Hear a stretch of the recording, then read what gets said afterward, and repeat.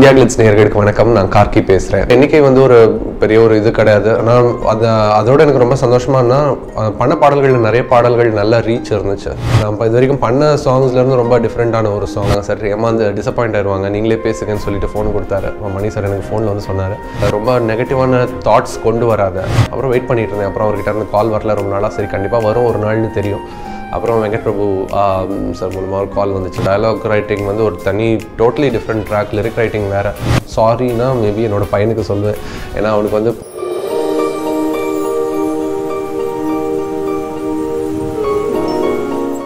2013ஆம் வருஷம் வந்து ரொம்ப எனக்கு ஒரு அழகான வருஷமாக அமைஞ்சது. ரொம்ப நல்ல பாடல்கள், நல்ல புது இயக்குநர்கள் கூட, புது இசையமைப்பாளர்கள் கூட நிறைய வேலை பார்த்தேன். ரொம்ப நல்ல அனுபவங்கள் ஃபுல்லாக. ஸோ அடுத்த வருஷமும் இதே மாதிரி இருக்கும்னு நினைக்கிறேன். ஏன்னா ஒரு 3 வருஷத்தில் ஒரு 100 பாடல் பண்ணியிருந்ததுன்னு ரொம்ப சந்தோஷமாக இருந்துச்சு. எண்ணிக்கை வந்து ஒரு பெரிய ஒரு இது கிடையாது. ஆனால் அதோட எனக்கு ரொம்ப சந்தோஷமானா பண்ண பாடல்களில் நிறைய பாடல்கள் நல்ல ரீச் இருந்துச்சு. ஸோ ஒரு வருஷத்துலேயும் ஒரு வருஷம் அந்த பண்ண பாடல்களில் வந்து எண்ணிக்கை இருந்துச்சுனாலும் நான் அது ரீச் ஆன பாடல்கள் நிறைய பாடல்கள் வந்து தொடர்ந்து வந்து நிறைய கவுண்ட் டவுன்ஸில், சார்ட்ஸில் நம்பர் 1 பொசிஷனில் இருந்துச்சு. ஸோ அதெல்லாம் ரொம்ப சந்தோஷமாக இருந்துச்சு. இந்த வருஷம் வந்து கடல் ஆரம்பிச்சது. கடல், அப்புறம் வந்து வணக்கம் சென்னை. ஸோ வரிசையான ரொம்ப நல்ல படங்கள், நல்ல பாடல்கள். இதற்கு தானே ஆசைப்பட்டாய் பாலகுமாரா. ஸோ நல்ல சிச்சுவேஷன்ஸ், கான்செப்ட்ஸ் கிடச்சிது. ஸோ எனக்கு ரொம்ப அதுவும் இன்னும் ரொம்ப பிடிச்ச விஷயம் என்னென்னா, இயக்குநர்களும் இசையமைப்பாளர்களும் இப்போ வந்து நல்ல கான்செப்டோட பாடல்கள் பண்ணணும். சும்மா ஒரு பாட்டு படத்தில் பண்ணணும் அப்படின்னு இல்லாமல் ஒவ்வொரு பாட்டுக்கும் நல்ல கான்செப்ட் பிடிச்சி ரொம்ப யூனிக்காக அதை பண்ணி காட்டணும் அப்படின்னு சொல்லிட்டு நினைக்கிறாங்க. ஸோ ரொம்ப சந்தோஷமாக இருக்குது. அது மாதிரி சாங்ஸ்க்கு நான் வேணும் அப்படின்னு சொல்லிட்டு அவங்க நினைக்கும் போது அது இன்னும் ரொம்ப சந்தோஷமான ஒரு விஷயமா இருக்குது. எனக்கு இந்த வருஷம் கொஞ்சம் வித்தியாசமான வருஷம். போன வருஷத்தோட எல்லாமே வந்து ஒரு மாதிரி ஒரு லிட்ரரியான விஷயங்கள் மட்டும் இருக்கிற மாதிரியான பாடல்கள் நிறைய பண்ணிகிட்டு இருந்தேன். ரொம்ப ஒரு மாதிரி அந்த ஒரு ட்ரெடிஷ்னல் தமிழில். ஆனால் அதெல்லாம் பிரேக் பண்ணுறதுக்கு இந்த வருஷத்தோட தொடக்கத்துலேருந்தே வாய்ப்பு கிடச்சிது. கடலில் வந்து தூத்துக்குடி வட்டார வழக்கில் ஒரு பாட்டு பண்ணேன், ஏலே கீச்சாம் பாட்டு ரொம்ப பெரிய ஹிட் ஆச்சு. அதே படத்தில் வந்து ஒரு கிராமிய ஸ்டைலில் அடியே நீ எங்கே நீ கூட்டி போகிறேன்னு ஒரு பாடல். வணக்கம் சென்னையில் தேனி வட்டார வழக்கில் ஒசக்க பாட்டு வந்துச்சு. ஒரு ஃபன் சைடில் நான் நிறைய பண்ணதில்லை. இந்த வருஷம் 2 பாட்டு, கேடு மகனே கேடுன்னு சொன்னால் புரியாத படத்தில் ஒரு பாடலும், அதே மாதிரி ப்ரேயர் சாங், இதற்கு தானே ஆசைப்பட்டாய் பாலகுமாரால். ப்ரேயர் சாங் வந்து ரொம்ப நான் இது வரைக்கும் பண்ண சாங்ஸ்லேருந்து ரொம்ப டிஃப்ரெண்ட்டான ஒரு சாங். அதே மாதிரி பாண்டிய நாடு படத்தில் வந்து 555. ஸோ இந்த சாங்ஸ் எல்லாம் வந்து ஒரு வேறு சைட்லேயும் எக்ஸ்பெரிமெண்ட் பண்ணலாம் அப்படின்னு சொல்லிட்டு எனக்கு ஒரு டைரெக்ஷன் காட்டுச்சு. ஆனால் எனக்கு ரொம்ப பிடிச்ச சாங்ஸ் வந்து எப்பவுமே வந்து ஒரு மாதிரி அந்த ட்ரெடிஷ்னலாக ரொம்ப அழகான ஒரு ரொம்ப டீப்பான மீனிங்கோடு இருக்கிற சாங்ஸ் தான். கௌரவம் படத்தில் இந்த வருஷம் வந்த சாங்ஸில் எனக்கு ரொம்ப பிடிச்சது கௌரவம் படத்தில் வந்து மண்ணடைச்ச பந்து தைச்சான்ட்டு ஒரு பாட்டு. அந்த பாட்டு வந்து நல்ல ரொம்ப ஃபிலாசபி இருக்கும், ரொம்ப லைட்டான ஒரு ஃபிலாசபி, ஆனால் ரொம்ப அழகான ஒரு மியூசிக்கில் ரொம்ப எளிமையாக அதை சொல்லிட்டு போகிற மாதிரி. ஸோ ராதமோகன் சார் கூட அது ஒர்க் பண்ணது, அந்த சாங் ரொம்ப பிடிச்ச சாங். ரஹ்மான் சார் கிட்ட ஒர்க் பண்ணுறது வந்து ரொம்ப ஒரு டிஃப்ரெண்ட்டான இருக்கும். அதை நிறைய மியூசிக் டைரக்டர்ஸ் கூட ஒர்க் பண்ணும்போது, ஏன்னா அவரோட தாட் ப்ராசஸ் வந்து ரொம்ப லிரிக்ஸ் வந்து அவர் எக்ஸ்பெக்ட் பண்ணுறது வந்து ரொம்ப டிஃப்ரெண்ட்டாக இருக்கும். ஏன்னா நிறைய வந்து அவர் சொல்லுவார், ரொம்ப கிளியரான இன்ஸ்ட்ரக்ஷன் சொல்லுவார். இந்த டியூன் வந்து இதான் கேட்குது, அந்த டியூனோட அப்படியே டியூன் சொல்கிறத அப்படியே கொண்டு வா. அந்த ப்ராசஸ்லாம் ரொம்ப நல்லா இருந்துச்சு. வந்து சில விஷயங்கள் ரொம்ப ரொம்ப நெகட்டிவாக போகாத, ரொம்ப நெகட்டிவான தாட்ஸ் கொண்டு வராத, முடிஞ்ச வரைக்கும் நல்ல பாசிட்டிவான தாட்ஸை கொண்டு வா. எது சொன்னாலும் அதை ரொம்ப அப்லிஃப்டிங்காக இருக்கிற மாதிரி, மியூசிக்கை லிஃப்ட் பண்ணுற மாதிரி. சிச்சுவேஷனே ஒரு மாதிரி நெகட்டிவாக இருந்துச்சுன்னா கூட அதை பாசிட்டிவாக கன்வெர்ட் பண்ணுவோம் நோட்டில் இருக்குல்ல. அது மாதிரினா இன்புட்ஸ் நிறைய கொடுத்துட்டு இருந்தார். நிறைய படிக்கிறாரு அவர். ஸோ அவர் அந்த படிக்கிற புக்ஸ் படிக்கிறாரு, நிறைய கவிதைகள் படிக்கிறாரு. உலகம் சுற்றி என்னென்ன பாடல்கள் வந்துகிட்டு இருக்கு வெவ்வேறு மொழியில். ஒரு ஃப்ரெஞ்சு சாங்லாம் ஒன்று போட்டு காட்டினார். ஒரு ஃப்ரெஞ்சில் இருக்கிற சாங்கை சப்டைட்டிலோட போட்டு காட்டினார். அவ்வளோ வித்தியாசமாக இருந்துச்சு அந்த சாங்கில் இருந்த லிரிக்ஸ் எல்லாம். ஸோ அதெல்லாம் நோட் பண்ணுறாரு. இது மாதிரி நம்ம கொண்டு வரணும், தமிழில் பிரேக் பண்ணணும், ஸ்டைலாக ரெகுலராக பண்ணக்கூடாதுன்ட்டு. அது அவர் அந்த கடல் படத்தில் மட்டும் இல்லை, நான் அதுக்கப்புறம் வேலை பார்க்குற படங்களில் கூட அவர் கொடுக்குற அந்த இன்புட்ஸ் வந்து எனக்கு ரொம்ப ஹெல்ப் பண்ணுச்சு. வந்தது எப்படின்னு தெரில. நான் மணிரத்னம் சார் கிட்ட கேட்டேன். அவர் வந்து அப்படியே சிரிச்சார். அவ்வளோதான், எனக்கு அதுக்கப்புறம் எதுவும் தெரியாது. ஸோ அப்பா அந்த டைமில் வந்து அவங்க அப்பா வந்து உடனே வேணும் அப்படின்னு நினச்ச சமயத்தில் அப்பா ஊரில் இல்லை. அதனால் என்னை ஜஸ்ட் ஒரு சாங்காக கூப்பிட்டாங்க, ஏலே கீச்சான் சாங்காக. அந்த சாங்க்கு ஒர்க் பண்ணும்போது அந்த ப்ராசஸ் ரொம்ப பிடிச்சிருந்துச்சு. பேக் டு பேக் 2 சாங் அப்படியே மணி சார் கூப்பிட்டு கொடுத்தாங்க. நான் அப்போ தான் சொல்லிட்டு இருந்தேன், சின்ன வயசில் வந்து நான் என்ன படம்னு சரி, நான் பாம்பேன்னு நினைக்கிறேன், பாம்பே படம். அந்த படத்துக்கு ஒர்க் பண்ணிட்டு இருந்த சமயத்தில் அப்பா கூட வந்து மாதத்துக்கு ஒரு வாட்டி தான் வெளியில் நாங்கள் டின்னர் போவோம். ஏன்னா ஃபுல்லாக பிஸியாக இருப்பாங்க. மாதத்துக்கு ஒரு நாள் முன்னாடியே சொல்லிடுவாங்க, எல்லோரும் வெளியில் சாப்பிட்லான்னு சொல்லிட்டு பிளான் பண்ணிட்டு போவோம். அன்றைக்கி சாப்பிட்லான்ட்டு எல்லாரும் ரெடி ஆகிட்டு வெளியில் வாசலில் வந்து நிற்கிறோம். அப்போ வந்து மணி சார் கிட்ட இருந்து கால் வருது. கால் வந்து அப்பாவுக்கு கால் வந்து, சார் உடனே வாங்க ஒரு சாங் ரெக்கார்ட் பண்ணணும்னு சொல்லிட்டு கூப்பிட்டாங்க. அப்பா வந்து எங்ககிட்ட இது மாதிரி மணி சார் கூப்பிட்றாரு, சார் நீங்களே பசங்களாம் ரொம்ப இது பண்ணிட்டு இருக்காங்க சார், ஏமாந்து டிசப்பாயிண்ட் ஆயிடுவாங்க, நீங்களே பேசுங்கன்னு சொல்லிட்டு ஃபோன் கொடுத்தாரு. மணி சார் எனக்கு ஃபோனில் வந்து சொன்னார், சாரி உங்கள் அப்பாவை நான் இன்றைக்கி கூப்பிட்டுக்கிறேன், ஆனால் கண்டிப்பாக இதுக்கு ஒரு நாள் நான் காம்பன்சேட் பண்ணுவேன் அப்படின்ட்டாரு. அந்த காம்பன்சேஷன் தான் கடல் படத்துக்கு எனக்கு கூப்பிட்டாருன்ட்டு நான் எனக்கே நான் காரணம் சொல்லிக்கிட்டேன். மணி சார் வந்து எனக்கு அதான் அவர்கிட்ட எனக்கு ரொம்ப பிடிச்ச விஷயம் வந்து அவர் இன்ஸ்பயர் பண்ணுறது. ரொம்ப அவரோட படத்தோட டயலாக்ஸோட கம்மியாக பேசுவார். அவர் அந்த சுச்சுவேஷன் வந்து ரொம்ப சில வேர்ட்ஸில் சொல்லிவிட்டு அவ்வளோதான் அமைச்சர் நீங்கள் பண்ணிட்டு வாங்க நம்ம பார்க்கலாம் அப்படின்னு சொல்லிட்டு கொண்டு வந்துட்டோன்னே அப்புறம் அந்த லிரிக்ஸ்லேருந்து இன்னும் அவர் கொண்டு வருவார். அந்த லிரிக்ஸ் அப்படியே அவர் இன்னும் கொண்டு இப்படி போகலாமா, இன்னும் டீப்பாக போகலாமா, இன்னும் இந்த ஆங்கிளில் பார்க்கலாமா, இந்த ஆங்கிளில் பார்க்கலாமான்னு கொண்டு வந்தார். ஸோ ரொம்ப நிறைய பேசலை, ஆனால் அவர் சொன்ன சில வேர்ட்ஸ் தான். அந்த அடியை பாட்டுக்கெலாம் அவர் சொன்னதுன்னா ஒரு ஒரு ரொம்ப ஒரு கரடு முரடாக வாழ்ந்த ஒருத்தன், ஃபுல்லாக அடிதடி இதுன்ட்டு வாழ்ந்த ஒருத்தன், அவனோட வாழ்க்கையில் தேவதை மாதிரி ஒரு பொண்ணு வரா, அவனை அப்படியே வந்து தூக்கி மாற்றிக்கிட்டு இருக்கா. அவனுக்கே தெரியாமல் அந்த டிரான்ஸ்ஃபர்மேஷன் அவன் ஃபீல் பண்ணிகிட்டு இருக்கான். அந்த டிரான்ஸ்ஃபர்மேஷன் அவனுக்குள்ளே நடந்துகிட்டு இருக்கிற அந்த டிரான்ஸ்ஃபர்மேஷன் அப்படிப்பட்ட ஒருத்தனை ஒரு தேவதை வந்து கொஞ்சம் கொஞ்சமாக ஒரு மிருகத்திலேருந்து ஒரு மனுஷனாக மாற்றிக்கிட்டு இருக்கா.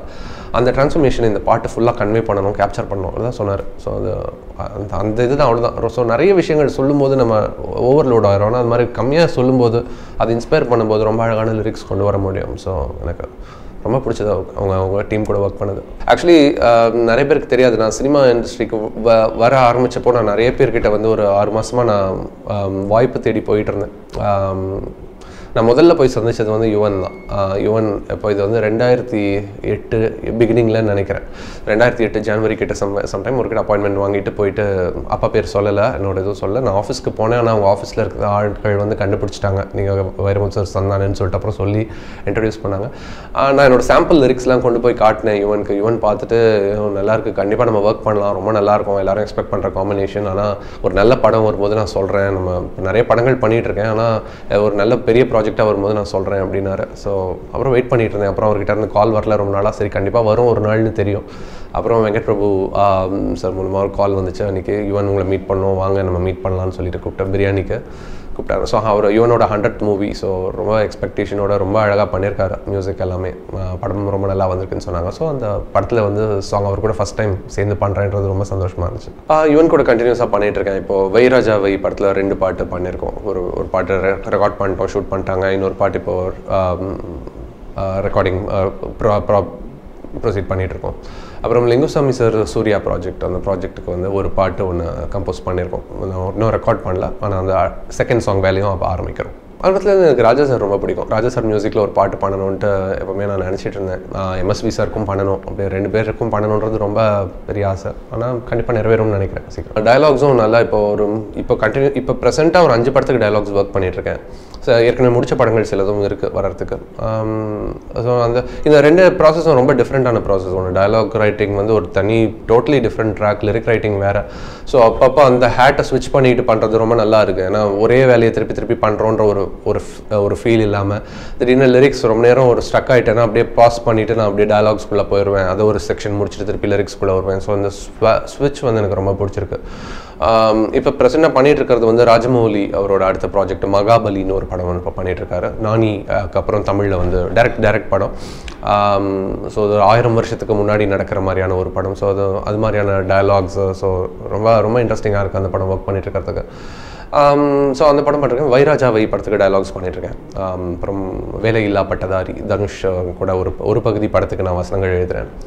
அப்புறம் வந்து சங்கர் சாரோட அடுத்த படம் ஒன்று ஸ்டார்ட் பண்ணிகிட்ருக்கோம். ஸோ அதுக்கான வேலைகள் நடந்துகிட்ருக்கு. அந்த சைடில் இப்போதைக்கு எதுவும் இல்லை, இப்போதைக்கு அதுக்கு நேரம் இல்லை. ஸோ சில விஷயங்கள் எப்போவுமே நிறைய விஷயங்கள் ஆசையோடு தான் வரும்போது, ஆனால் இப்போ வந்து இந்த செக்ஷன் ஒரு செக்டர் வந்து அப்படியே பிடிச்சி எடுத்துகிட்டு இருக்கும்போது மற்ற விஷயங்கள்லாம் கொஞ்சம் அப்படியே சரி வெயிட் பண்ணுங்கன்னு சொல்லிட்டு. ஸோ ஃபோட்டோகிராஃபி வந்து நான் இன்னும் ரொம்ப ப்ரொஃபஷ்னலாக ஆகணும் அப்படின்ற ஒரு ஐடியானா இல்லை. ஆனால் வந்து எப்போயாவது பிடிக்கிற சமயத்தில் பிடிச்ச விஷயங்கள் கிளிக் பண்ணலாம். எனக்கு குழந்தைகள் ஃபோட்டோ எடுக்க பிடிக்கும். அது மாதிரி நிறைய பேரோட எக்ஸ்பிரஷன்ஸை ரேண்டமாக கேப்சர் பண்ண பிடிக்கும். ஸோ அது மாதிரியான இதில் வந்து எப்போ டைம் கிடைக்கும் போது பண்ணலாம் அப்படின்ட்டு வச்சுருக்கேன். பண்ணிட்டு தான் இருக்கேன், அப்பப்போ டைம் கிடைக்கும் போது பண்ணிகிட்ருக்கேன். ஆனால் ஃபுல் டைமாக இல்லை.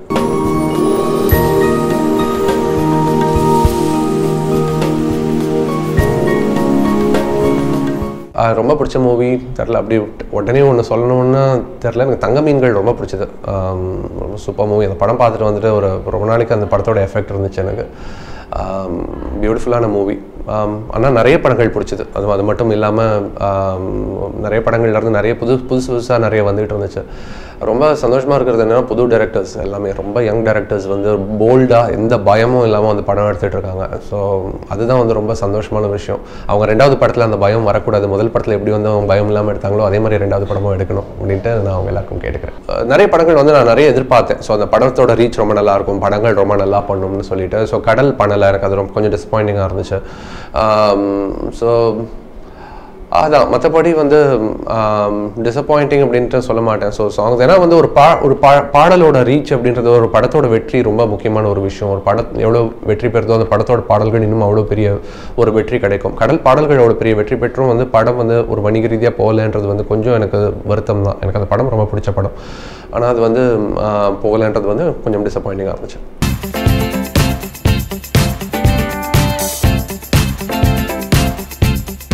மேபி தேங்க்ஸ் சொல்லணும்னா எல்லா டைரக்டர்ஸ், மியூசிக் டைரக்டர்ஸ் எல்லாருக்குமே நான் தேங்க்ஸ் சொல்லணும். ரொம்ப இன்ட்ரெஸ்டிங்கான சாங்ஸு புது இது என்னை எக்ஸ்பெரிமெண்ட் பண்ண விட்டாங்க. Kiruthiga first time director Kiruthiga Udhayanidhi ஆகட்டும், மணிரத்னம் சார் மாதிரி ஆகட்டும். ஸோ எல்லாம் புதுசாக வந்தவங்கலேருந்து பெரியவங்க வரைக்கும், மூத்த டைரக்டர்ஸ் வரைக்கும் எல்லாருமே வந்து தே ஃபைன் நான் ஏதாவது ஒன்று புதுசாக பண்ணணும்னு நினைக்கிறேன், அதுக்கான ஒரு வாய்ப்பு கொடுக்கணும், எக்ஸ்பெரிமெண்ட் பண்ணட்டும், டிஃப்ரெண்ட்டாக ட்ரை பண்ணட்டும் அப்படின்னு சொல்லிட்டு. ஸோ அது எனக்கு ரொம்ப பிடிச்சிருந்துச்சு. ஸோ அவங்க எல்லாருக்குமே என்னோட நன்றி. சாரினா மேபி என்னோட பையனுக்கு சொல்லுவேன். ஏன்னா அவனுக்கு வந்து போன வருஷம்னா நிறைய அவனுக்கு கூட டைம் ஸ்பெண்ட் பண்ண முடிஞ்சது. இந்த வருஷம் அந்த அளவுக்கு டைம் ஸ்பெண்ட் பண்ண முடியல. ஸோ நிறைய டைம் வந்து அவன் வீட்டுக்கு வந்து உடனே விட்டுட்டு போய் ஒர்க் இருக்குன்னு சொல்லிட்டு போயிட்டு ஒர்க்கு போயிடுவேன். வீக்கெண்டில் அவன் கூட உட்காந்து ஹோம் ஒர்க் பண்ணுற டைமும் வாரத்துக்கு ஒரு ஹாஃப் டே அவன் கூட எங்கேயாவது வெளியில் கூப்பிட்டு போகிறது, அவ்வளோதான் அவனால் இப்போ டைம் ஸ்பெண்ட் பண்ண முடியுது. ஸோ சாரி அவனுக்கு தான். அடுத்து இப்போ வைராஜாவே வரப்போகுது, என்னமோ ஏதோ இப்போ ரிலீஸ் ஆக போகுது. ரொம்ப நான் எதிர்பார்க்குற பாடல்கள் அதில் என்னமோ ஏதோ வந்து இமான் சார் கூட ஃபஸ்ட்டு ஒர்க் பண்ண படம், ஆனால் தான் 2வது வருது. அந்த படத்தில் ஒரு 5 பாடல்கள் எழுதியிருக்கேன். 5 பாடல்கள் ரொம்ப அழகாக வந்திருக்கு. ஒரே ஞாபகம்னு ஒரு படம், ஷங்கர் டக்கரோட மியூசிக்கில். ஸோ அதுவும் ஜானில் வருது, ரிலீஸ் ஆகுது. ஐயில் 3 பாடல்கள் பண்ணியிருக்கேன், ஷங்கர் சார் ரஹ்மான் சார் காம்பினேஷனில். அப்புறம் நம்ம கௌதம் மேனன் அண்ட் சிம்பு ரஹ்மான் சார் காம்பினேஷனில் இன்னும் அடுத்த ஒரு படம், அந்த படத்துக்கான சாங்ஸ் வேலை போய்ட்டு ஒரு பாட்டு ரெக்கார்ட் பண்ணிட்டோம். மான் கராத்தேயில் ஒரு பாடல் ஒன்று பண்ணியிருக்கேன். ஸோ அந்த பாடல் நான் ரொம்ப எதிர்பார்க்குறேன். ஏன்னா வந்து இதில் ஒரு தேனி வட்டார வழக்கிலே ஒரு காதல் பாடல் வசக்க இந்த வருஷம் வந்துச்சு. மான் கராத்தே படத்தில் வந்து முழுக்க சென்னை தமிழில் ஒரு லவ் சாங் ஒன்று பண்ணியிருக்கோம். ஸோ ரொம்ப நல்ல ஒரு ஃபீல் குட் லவ் சாங், சிவகார்த்திகேயனுக்கு ரொம்ப நல்லா வந்திருக்கு அந்த சாங். ஒரு நல்ல ஒரு பெப்பி லவ் சாங். ஸோ அதுவும் எதிர்பார்க்குற ஒரு பாடல். ஒவ்வொரு வருஷமும் அப்படி தான் இருக்குது. நான் வந்து எனக்கு 2008 அவ்வளோ சந்தோஷமாக இருந்துச்சு, ஏன்னா முதல் பட வாய்ப்பு கிடச்சிது. ஸோ அப்புறம் 2009 முதல் படம் வெளி வந்துச்சு. 2010 நான் முதல் எழுதின பாட்டு எந்திரன் வெளி வந்துச்சு. ஸோ அப்புறம் அதிலேருந்து ஒரு வருஷமும் நிறைய நல்ல பயணமும் ஏதோ, ஸோ இது மாதிரி நல்ல நல்ல பாடல்கள் ஒவ்வொரு வருஷமும் அதாவது கொடுத்துக்கிட்டு. ஸோ புதுசாக ஒர்க் பண்ண முடிஞ்சது. ஸோ அதுதான் இந்த வருஷம் அதே மாதிரி தான் போனேன். இந்த மற்ற வருஷங்களெல்லாம் விட இந்த வருஷம் ஒரு 100 பாடல்கள் கிட்ட எழுதியிருக்கேன் இந்த 2013 வருஷம் மட்டும். ஸோ சேட்டை வந்து என்னோட 100வது பாடல் வந்துச்சு. இப்போ ஒரு 220 பாடல்கள் இப்போ முடிச்சிருக்கேன். ஸோ அந்த ஒரு பயங்கர ஸ்பீடில் வந்து போயிட்டுருக்கு. இன்னும் ஒரு 30-40 படங்கள் வெளிவர இருக்குது, எழுதின படங்கள் இப்போ வெளிவரத்துக்கு இருக்குது. ஆனால் இந்த எண்ணிக்கை அதிகமாகிறதுனால எனக்கு அந்த குவாலிட்டி கம்மி பண்ணிக்கிறது அப்படின்றதுல உடன்பாடு இல்லை. எப்போவுமே எனக்கு பிடிக்காத சாங்ஸ் நான் கண்டிப்பாக எழுத மாட்டேன்னு சொல்லிட்டு என்னோட இயக்குநர்கள்கிட்ட நான் சொல்லிடுவேன், இந்த மாதிரி சாங்ஸ் எனக்கு கம்ஃபர்டபுள் இல்லைங்க, இது மாதிரி ஐட்டம் சாங்கோ இது மாதிரியான சாங்கோ ஒரு பெண்களை வந்து இது பண்ணி சொல்கிற மாதிரியான பாடல்களும் நான் எழுத மாட்டேன் அப்படின்னு சொல்லிட்டு என்னோட மியூசிக் டைரக்டர்ஸ் கிட்ட சொல்லிடுவேன். பிடிச்ச பாடல்கள் மட்டும் தான் பண்ணணும். அதே மாதிரி எண்ணிக்கை அதிகமாகிற சமயத்துலையும் அதை பண்ணுற நல்ல குவாலிட்டி கொண்டு வரணும் அப்படின்றது நினைக்கிறேன். எந்த ஃபங்க்ஷன்ஸு எந்த ஈவெண்ட்ஸு எதுவுமே செலிப்ரேட் பண்ணுறது கிடையாது. ஸோ எனக்கு அது மாதிரி ரிலீஜியஸ் ஃபெஸ்டிவல்ஸ் கண்டிப்பாக கிடையாது. அப்புறம் அது மாதிரி நியூ இயர்ஸ் இதுவும் அது மாதிரி ஒரு ஃபெஸ்டிவல் அப்படின்ற மாதிரினா எப்போவுமே கிடையாது. ஸோ வீட்டில் இருப்போம், மோஸ்ட்லி ஃப்ரெண்ட்ஸ் கூட எங்கே அம்மா அப்பா போய் பார்த்துட்டு வருவோம். ஃப்ரெண்ட்ஸ் கூட எங்கேயாவது மேபி டின்னர் சாப்பிடுவோம், இல்லை வீட்டுக்கு இன்வைட் பண்ணி டின்னர் கொடுப்போம். மற்றபடி ஒரு செலிப்ரேஷன் பார்ட்டின்ற மாதிரியான இதெல்லாம் கிடையாது. உங்கள் எல்லாருக்கூடையும் வந்து என்னோட 2013 நான் பண்ண பாடல்கள் பற்றின அனுபவங்கள்லாம் அவங்க கூட நான் பகிர்ந்துக்கிட்டேன். ஸோ 2014 நான் எதிர்பார்த்துக்கிட்டு இருக்கிற படங்கள் பாடல்கள் எல்லாத்த பற்றி உங்ககிட்ட பேசினேன். எனக்கு ரொம்ப நல்ல ஒரு ஆண்டாக இருந்துச்சு 2013. உங்களுக்கும் நல்ல ஆண்டாக இருந்திருக்கும்னு நினைக்கிறேன். 2014 உங்கள் எல்லாருக்கும் இனிய வாழ்த்துக்கள். நன்றி.